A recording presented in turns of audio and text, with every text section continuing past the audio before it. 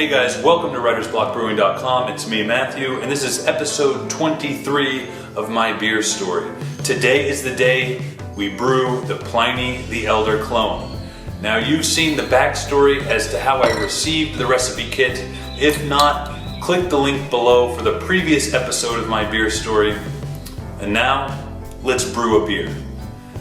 First though, let's review as to what came with the 5-gallon Pliny the Elder recipe kit from NorCal Brewing Solutions out of Redding, California.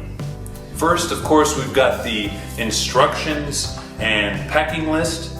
Also 4 pounds of Golden Light dried malt extract, 4 pounds of Pilsen Light dried malt extract, Crystal 15 crushed steeping grains, dextrose, mousseline bags, tons of hops. We got Columbus, Simcoe, and Centennial for bittering, late addition, dry hopping, American Ale dry yeast packet, yeast nutrient, clarifier, priming sugar, and bottle caps.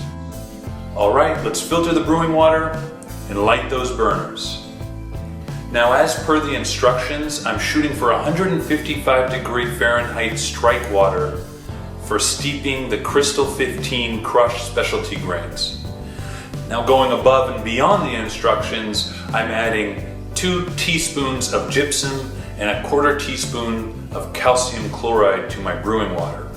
With a little time to spare, I prepare the Crystal 15 by adding the malt into one of the mousseline bags.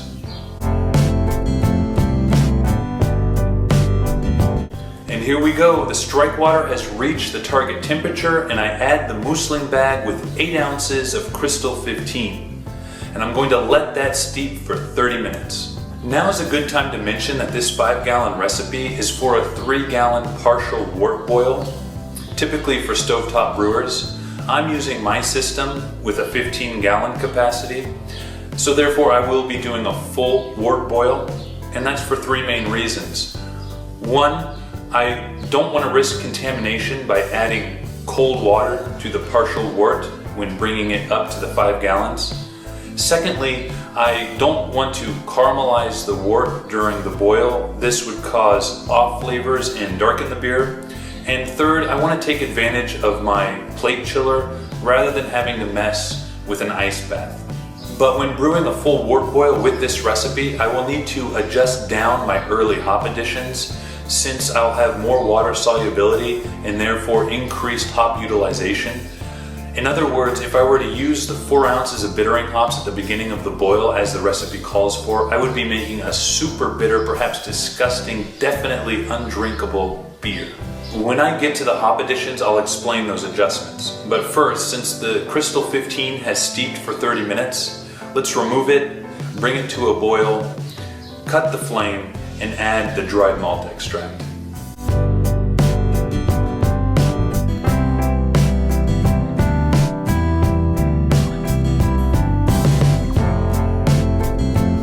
After adding the DME, I bring the wort to a boil and prepare my first hop addition. Now, as I mentioned before, the partial wort boil calls for 4 ounces of Columbus bittering hops. Now, I'll only be using 1 ounce, but don't worry, those remaining 3 ounces, I'm going to save those for dry hopping and use them in addition with the hops that were already provided for dry hopping. I add the 1 ounce of Columbus hops at the beginning of the 90-minute boil. Next, the recipe calls for 1 ounce of Columbus hops with 45 minutes left in the boil. However, I'm going to adjust that down to 1/4 ounce and save the remaining 3/4 ounce with 10 minutes left in the boil. Now, with 30 minutes remaining, the recipe calls for 1.25 of Simcoe hops. However, I'll only be using 1/4 of those hops, saving the rest for the 5-minute mark. With 20 minutes remaining, I add the 1 pound of dextrose. Then at 10 minutes, I add the 3/4 ounce of rescheduled Columbus hops as well as the clarifier tablet. And at 5 minutes, I add the 1 ounce of rescheduled Simcoe hops. At flame out, I add the provided 2.5 ounces of Simcoe hops as well as 1 ounce of Centennial hops and give the wort a nice manual whirlpool. As I mentioned earlier, I use my plate chiller rather than an ice bath to cool the wort down to 70 degrees Fahrenheit as it pours into my 6.5 gallon carboy.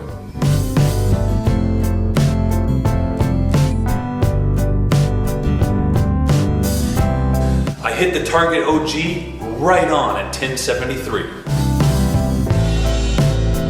I aerated the wort for about 15 to 20 minutes. And guess what? A couple days before, I made a yeast starter with the American Ale yeast. Big shout out to Greg and Clay who motivated me to starting a starter. The yeast is pitched and the brew day is done as I place the fermenting wort into my fermentation chamber set at 67 degrees Fahrenheit. A quick note, at High Krausen, I needed to replace my 3-piece airlock with a blow-off tube because I got a vigorous fermentation. Also, after High Krausen, I dry hop the beer with the provided hops. 1 ounce of Simcoe, 1 ounce of Columbus, and 1 ounce of Centennial, straight into the carboy. Now remember, I still have 3 ounces of those Columbus hops that I saved from the initial bittering hop edition. I think I'll wait and add those to the keg once I transfer it from the carboy. Now stay tuned to the next episode of my beer story when I taste and evaluate this Pliny the Elder clone side by side with a Pliny the Elder from Russian River Brewing Company.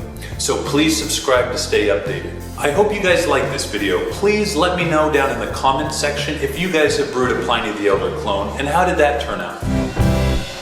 Cheers, guys.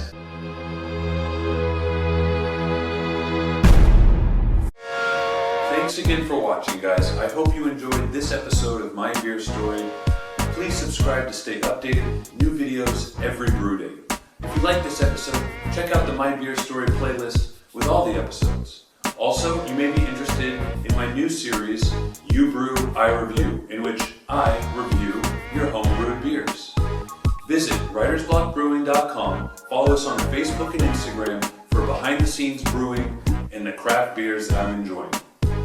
Thanks again, please subscribe, let me know your thoughts down in the comment section, like the video, and cheers.